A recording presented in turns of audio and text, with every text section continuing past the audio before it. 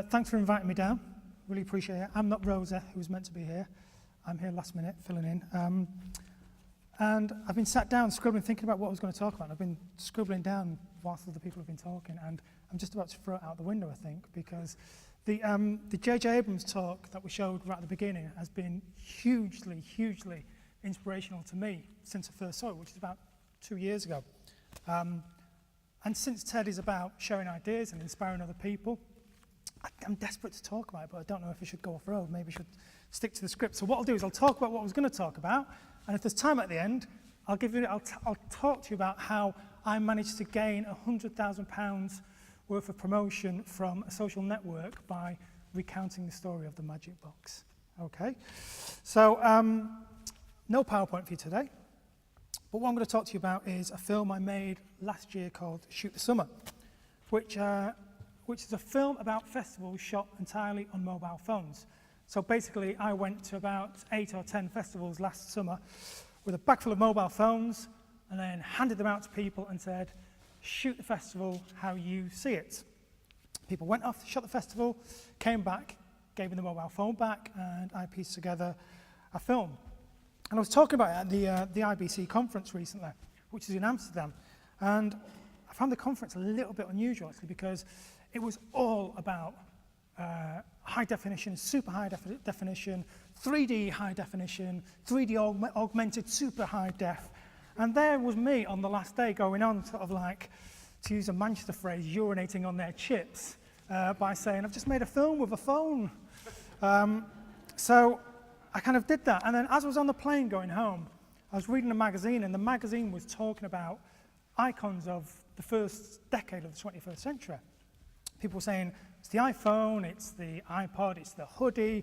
There's this theory that I've got that it's the pixel. To me, it's the pixel. Or being in Manchester, the megapixel, as Sean Ridey might say. And what I mean by that is, if you think back to the first 10 years of the 21st century, what I really remember is grainy shots of planes flying into buildings. I remember grainy shots of the 7/7 bombings. I remember grainy shots, really heavy pixelated shots of soldiers torturing people. But I also remember grainy shots of a bloke on stage doing the evolution of dance, and Charlie bit my finger, and numerous dogs on skateboards. They're the powerful images. They're the things that I really think about.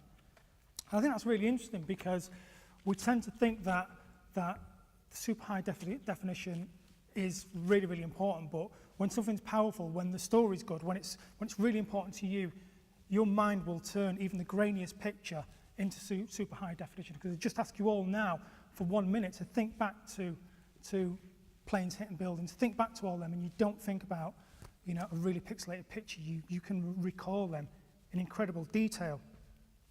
So basically, a couple of years ago, well, 4 years ago it was now, which is basically about 1,500 hours, a bloke uploaded a video of himself talking at a zoo to a website. And that became the very, very first video ever to appear on YouTube. And the impact YouTube has had, when combined with telephones with cameras in, is just absolutely incredible. At the start of the last century, Kodak really revolutionized photography. They turned an empire of photography into a republic of photography where everyone could take pictures. And in a similar way that blogs have turned people into journalists, YouTube has turned broadcasters into, YouTube has turned the common man into a broadcaster. And that kind of had a huge impact on me, because literally about 6 months after YouTube was launched, I was sat talking to a producer at the BBC who will remain nameless. But Will Kinder still believes that he was right when he said that we should never allow the quality of footage to dip. He believed, his argument was that footage that he films as a producer should always be of the highest quality. Whereas I was arguing, literally just 6 months after the birth of YouTube, that over a period of time, our audience will be happy, in context, to accept footage which is quite grainy and quite pixelated and not as perfect as Will would like it to be. And it seems like that argument should have made sense. But to a lot of people, it still doesn't make sense. There's still a reluctance to embrace user-generated technology, user-generated content, and the technology that is in the hands of young people. So off the back of that, I decided, right, to prove to Will Kinder, the producer who will remain nameless, I'm going to go out and I'm going to make a film using mobile phones, and not only will the quality of it be so good that it will be good enough to be screened in a cinema on a big screen, bigger than that, for people to enjoy all them pixels, which I did. So I went out and shot a film called Shoot the Summer, and last year it was screened at the Electric Proms at the Roundhouse, and it went on to win several awards and was nominated for many, and I go into the office every week and laugh at Will Kinder. So I'm going to show you a little clip from it now, and afterwards I'm going to talk about the learnings that I think we can take from this film. Is the audio on?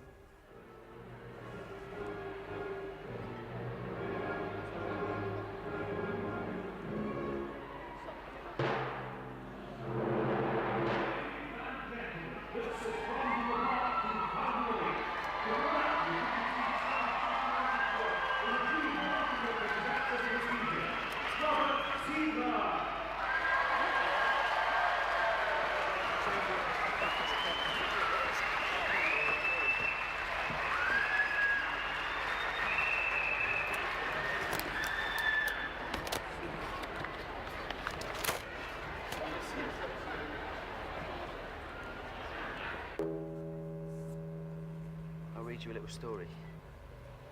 Onion lived on a guitar, like so.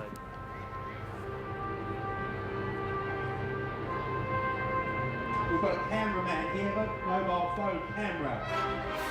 It's from the BBC. So here we go, ladies and gentlemen. Let's say hello to the BBC. 1, 2, 3, hello BBC.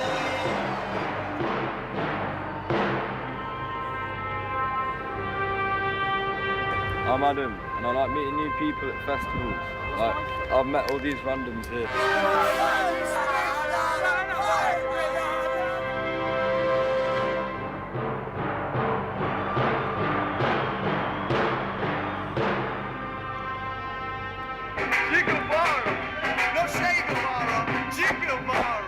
New revolution.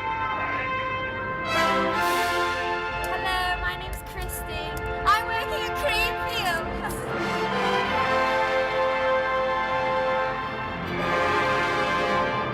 Notting Hill Carnival, here we come.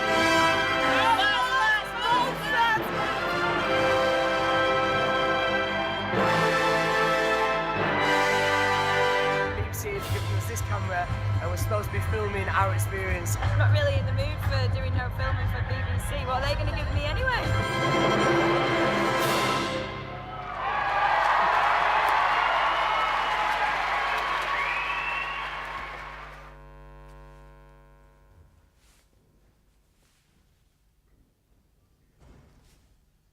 Can you just carry on? There's just a little bit more that I wanted them to say, sorry.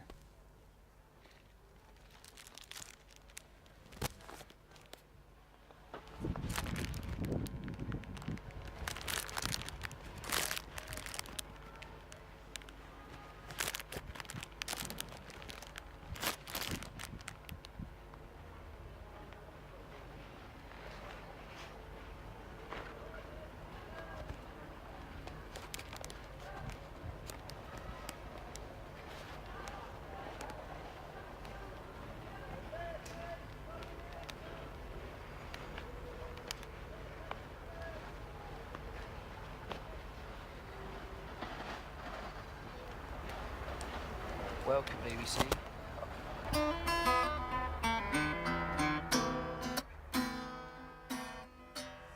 Okay, so that's the introduction to the film. I should explain to you a little bit more about the actual festivals that are covered.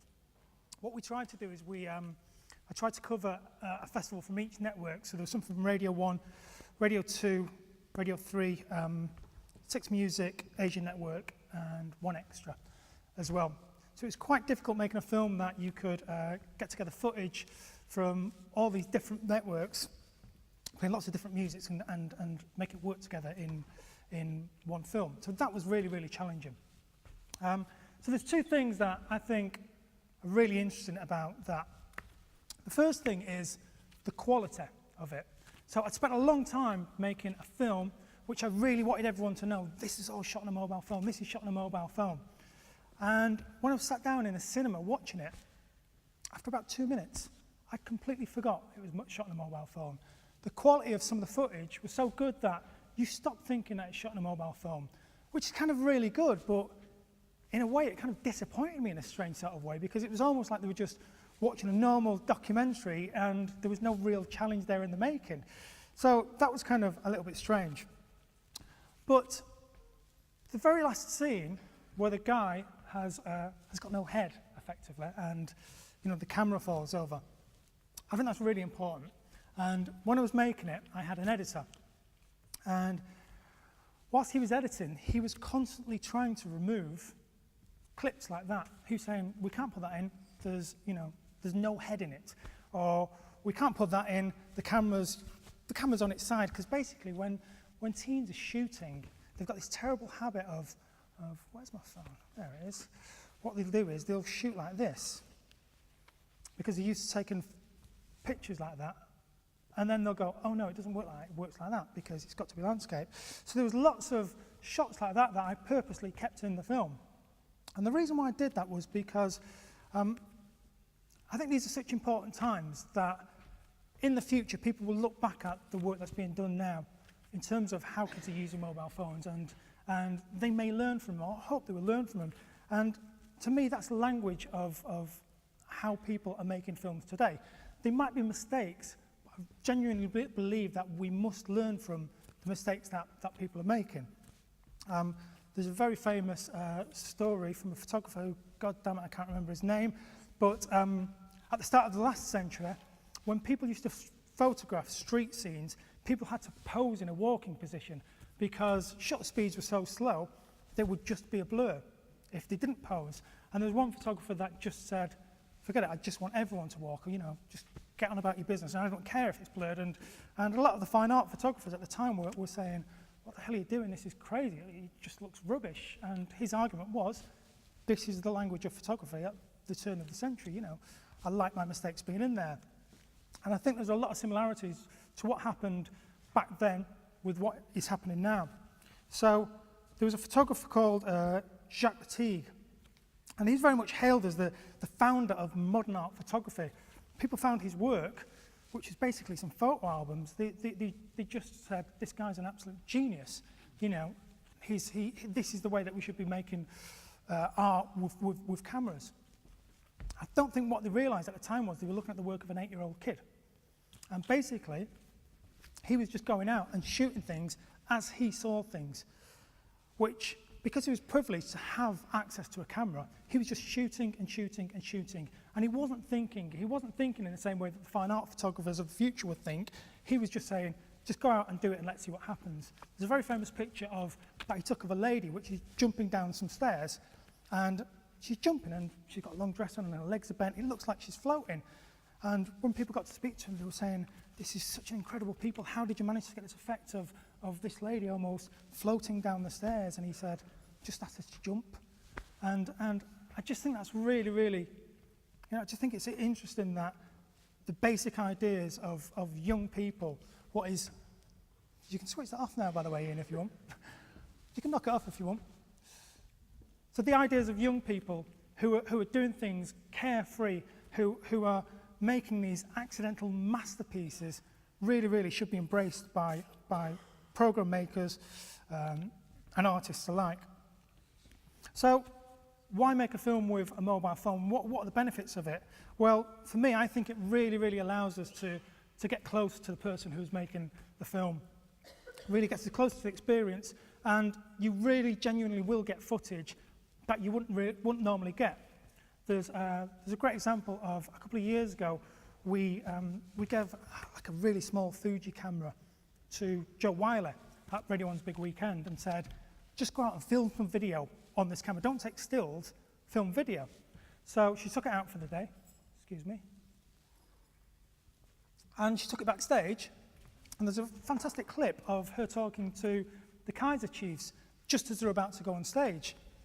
And psyching themselves up and jumping up and down, and the lead singer just turns around to Joe and goes, what are you filming there? What are you doing? And she said, oh, I'm filming, but it's only a food, yeah. So she went, oh, that's okay.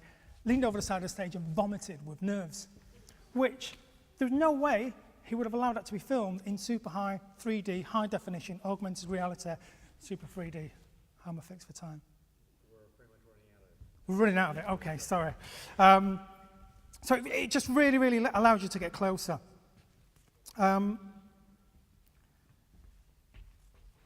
So the last thing I wanted to say was, there's a clip in here about, there's a couple, Holly and Steve, and basically what they've done is they've gone to Festival, and I've given them a phone on a Friday, and I've said, you know, film your weekend as you see it, and they get trashed, okay? They're the only people that did it. They go and get trashed, they forget all about it, it's Sunday evening, they've got nothing, and they go, oh, that guy gives a phone, we need to do something, we need to film something. So instead of not doing any film, they switch the film on, and they film themselves saying, guy from the BBC gives a phone, didn't know what to do with it, we got trashed, sorry, but what can we do? Okay, we'll sell the phone. So they film themselves going around Festival, trying to sell the phone, seeing how much they will get for it. They get offered drugs for it, they get offered money for it, they get offered sex for it, they get offered all them things, and ultimately they go to the internet tent at Festival and put the phone on eBay to see if they can raise enough money from selling the phone to get a ticket for next year's Festival. And I thought it was absolutely brilliant that they did that. I absolutely adore them for doing that. And the reason why I do is because it shows that young people really do think editorially before they hit record. I remember my sister's wedding, which was a very long time ago, and I think we were the first people to ever employ someone to come and actually video the wedding, you know, because video cameras were brand new and there were big things that went on shoulders. And I remember the bloke with the video camera turning up to film the wedding, and as soon as he switched it on, I remember all my family gathering together, standing in a line and going, like posing, and you know, we just weren't used to it. We just weren't used to how to behave in front of the cameras. Kids nowadays, they are so used to filming stuff that they know what looks good in front of a camera. They do it every single day. So before they waste time pressing that button, they will actually think about it. They will think editorially. I expected heaps loads of video from people trashed off the faces in tents, and the only place that happened was the Cambridge Folk Festival. Okay, so thank you very much. Sorry for running over time.